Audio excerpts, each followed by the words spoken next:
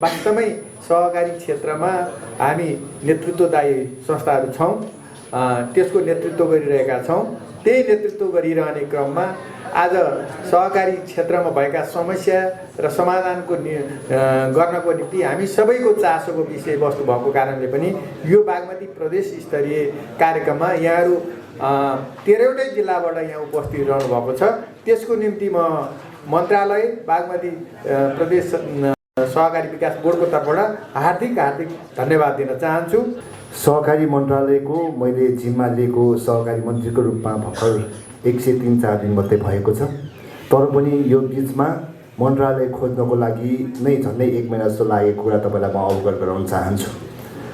बागमती प्रदेश मात्रै होइन, यो संरचना बनेको 7 वर्ष भयो, तर बागमती प्रदेशमा अहिले पनि एउटा हामीलाई भन्नै पर्छ समस्या रहेको मन्त्रालय अहिले पनि सरकारी होइन कि प्राइभेट घर खोज्नुपर्ने अवस्था छ।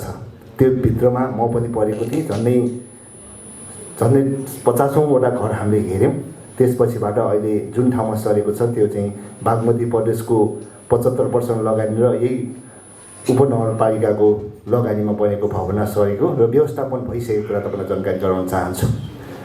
जुन हिसाबमा यो मैले 60-62 दिन काम गरेँ, यो भित्रमा यो बिचमा म झन्डै 60 दिनमा झन्डै 50 दिन कार्यालय बस्ने मन्त्रीको रूपमा म पर्छु होला जस्तो लाग्छ। त्यो बिचमा बसेर आफ्नो कर्तव्य निर्वाह गर्नको लागि सहकारीमा क्षेत्रमा देखिएको समस्या न्यूनीकरणको लागि लागिरहेको कुरा तपाईँलाई अवगत गराउन चाहन्छु। सहकारीमा सम्बद्ध व्यक्तित्वहरू आफ्नो नैतिकताबाट डगमगाएको कारणले आजको समस्या आएको हो। यथार्थ चाहिँ यही नै हो। त्यसैले हामीले के गरौँ भने आफ्नो क्षेत्रबाट सहकारी सुधारौँको अभियानमा लागौँ अहिलेबाट। यति सहकारी संस्थाहरू चाहिँ एकदमै सहर र बजार केन्द्रित रहेको छ। विडम्बना के छ भनेदेखि जस्तै बागमती प्रदेशको कुरालाई मात्रै हेर्ने भने चाहिँ हामीसँग जति सहकारी संस्थाहरू दर्ता भई क्रियाशील रहेका छन् त्यसमध्ये 71% 71%, अरू पनि होइन, काठमाडौँ, भक्तपुर र ललितपुर यति 3टा जिल्लामा भएका सहकारीहरूमध्ये 71% त्यहाँनिर केन्द्रित रहेको छ। दोहोरो सदस्यताको वितरणका कुराहरू धेरै देखिएका छन् र सहकारी सञ्जालमा पनि अझै पनि विज्ञ छैन भनौँ छ, तर विज्ञ छ भनौँ हामीले विज्ञताको उपयोग नै गर्न नसकिरहेको अवस्था छ। उपत्यकाभित्र 71% संस्थाहरू सञ्चालित छन् बागमती प्रदेशभित्र भनिरहँदा आज यो बागमती प्रदेशभित्रका प्रारम्भिक सहकारी संस्थाहरू 48% भन्दा बढी चाहिँ सञ्जाल बाहिर रहेका छन् र त्यसलाई कसरी व्यवस्थित गर्न सकिन्छ यो विषयमा हामी गम्भीर हुन जरुरी जस्तो लाग्छ। र यो सङ्ख्यामा निष्क्रिय छन्। रामेछाप जिल्ला बच्चा सङ्घले एउटा अभ्यास गर्यो 2 वर्षदेखि।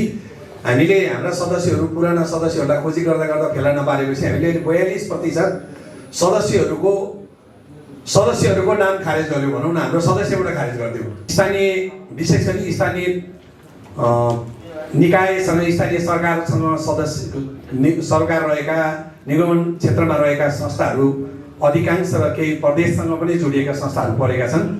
त्यसको चाहिँ खोजी गर्ने किसिमको कुराहरू अहिले पनि स्थानीय सरकार पनि त्यसको उहाँहरूले पनि त्यति सक्रियता देखाउनु भएको छैन। स्थानीय तहमा सहकारी अधिकृतको व्यवस्था गरिनु पर्यो। सहकारी विभाग शाखा छैन, यो काहीँ तोकेको पनि कामयाबी भएको छैन। यो सरकारले त्यसो गरिनु पर्यो। यो प्रवर्धन र विकासका कार्यक्रमहरू चाहिँ जिल्लामा पनि गर्ने वातावरणको सिर्जना गरिनु पर्यो।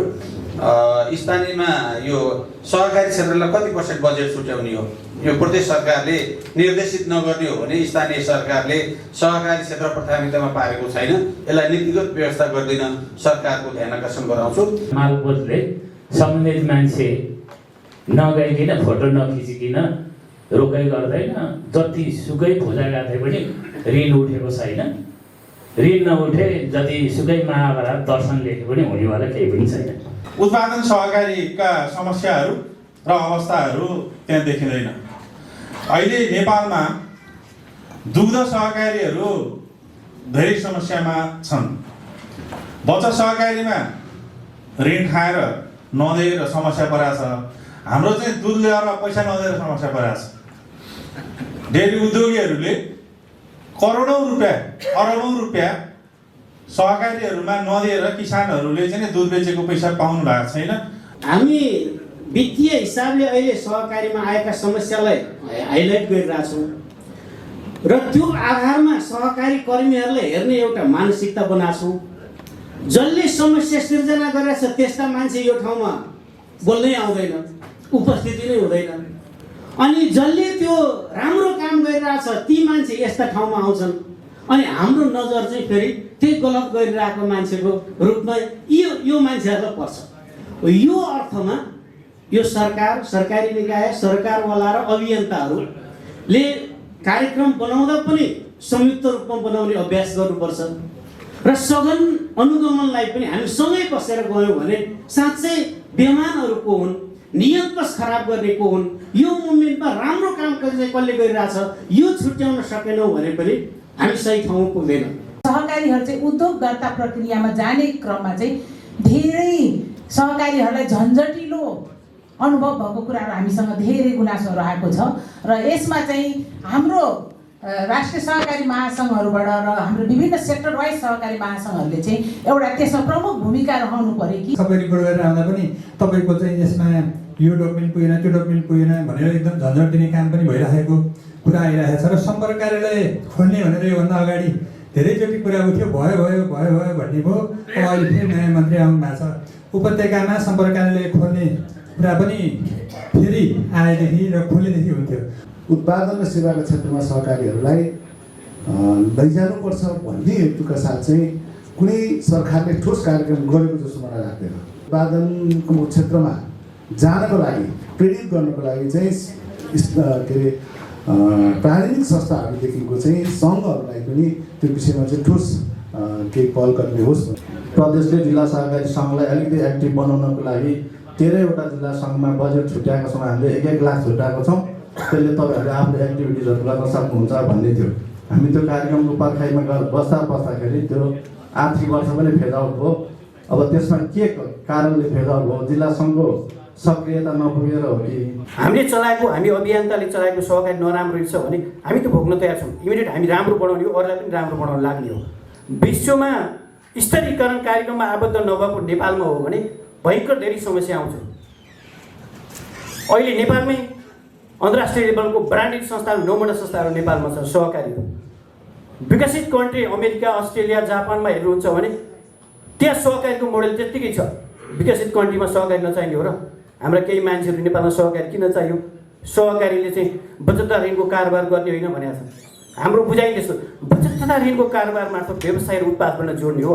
सहकारी जति समस्यामा आएका छन्, हाम्रोमा 327वटा सहकारी मध्ये सबभन्दा बढी बचत तथा ऋण सहकारीमा बचत फिर्ता गर्न नसकेको र त्यो पनि ऋण उठ्न नसकेका कारणले बचत फिर्ता हुन नसकेको भन्ने चाहिँ बचत फिर्ता हुन नसकेको सदस्यहरूको गुनासो छ भने हाम्रो अर्को गुनासो सहकारी सञ्चालकहरूको ऋण उठेन भन्ने समस्या छ।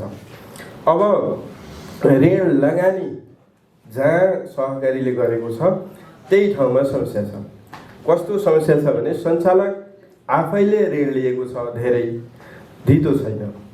दोस्रो, सञ्चालकले ऋण आफैले सदस्यहरूलाई दिएको छ तर बिना धितो विश्वासको आधारमा दिएको छ। कतिपय सहकारीको त कागज पनि छैन, कागज पनि पछि गराइएको छ।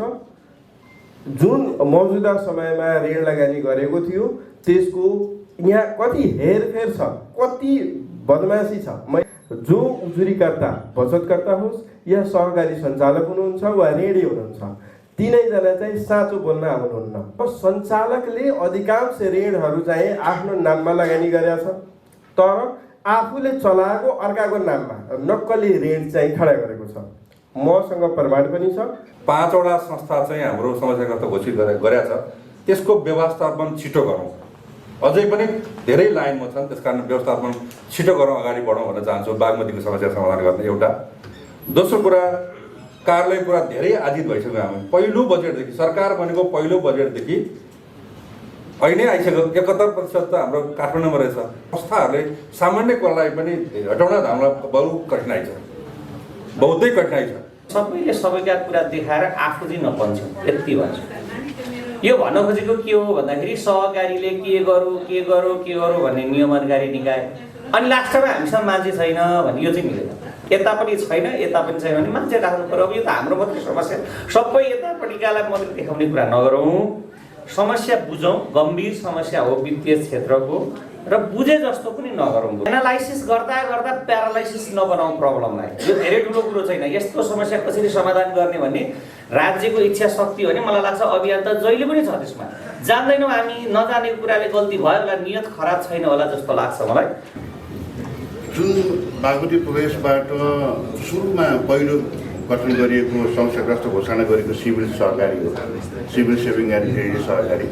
दोस्रो दर्शन हो, तेस्रोमा 3टा नवबुद्ध, नेसनल नवबुद्ध, लालीगुराँस र 10 लालीगुराँस र दर्शन। पहिलो काम चाहिँ नि संस्थाको नाउँमा भएको जायजथा, संस्थाको सञ्चालकहरूको नाउँमा भएको बैङ्क खाता, सेयर, संस्थाका पदाधिकारीहरूको नाउँ भएको बैङ्क खाता, सेयर सम्पूर्ण चाहिँ हामीले रोकाको लागि लेखेर पठाउँछौँ।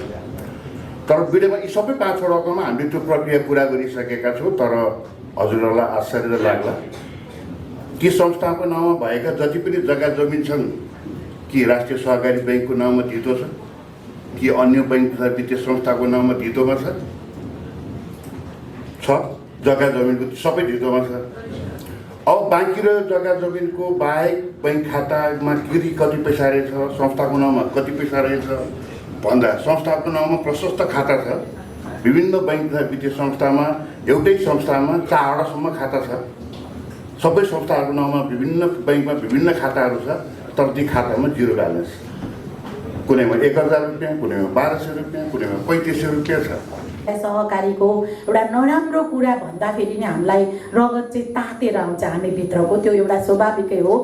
अभियानले चाहिँ हामी जहिले पनि एकदम हामी राम्रा छौँ, केही मात्रै नराम्रा भन्ने कुराहरू यहाँ बारम्बार आउँछ भने यो सरकारी निकाय र अन्य सेक्टरले चाहिँ सहकारी खत्तमै भयो, ध्वस्तै भयो, सिद्धियो खत्तमै भयो भन्ने कुराहरू मात्रै आइराखेको निचोड छ। त्यही भएर यसलाई चाहिँ एउटा एउटा चाहिँ निचोड निकाल्न पर्दाखेरि चाहिँ के गर्नु पर्यो भने हाम्रो पनि सहकारी गलत भएकै हो, तर सरकारी निकायले आज यो सहकारी किन समस्या आयो, यो समस्या आउनुमा दोषी सरकार कति, अभियान कति भन्ने कुरा चाहिँ पत्ता लगाउनु पर्छ र त्यसमा चाहिँ हामी सँगै हातेमालो गरेर अगाडि बढ्नुपर्छ।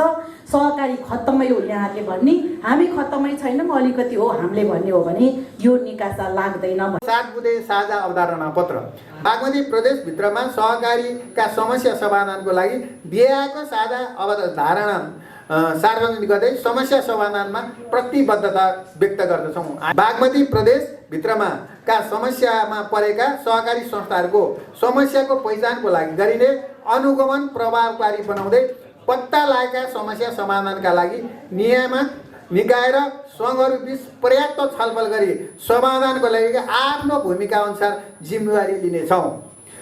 अभियानले गरेको शिक्षा तालिम, अभियानको तर्फबाट भएको अनुगमन, प्रवर्धनात्मक क्रियाकलाप एवं गतिविधि नियामक निकायलाई र सहकारी संस्थाहरूका विरुद्धमा परेका उजुरीमा विषयमा नियामक निकायले सङ्घलाई सूचना प्रदान गरी प्रभावकारी सञ्चार प्रक्रिया अवलम्बन गर्दछौँ।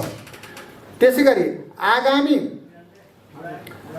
अब भित्रमा बागमती प्रदेश सरकार र बागमती प्रदेशभित्रका सहकारी सङ्घको साझा कार्यसूचीको आधारमा बागमती प्रदेशभित्रका सहकारीको सही तथ्याङ्क सङ्कलन सम्पादन र प्रकाश गर्नेछौँ।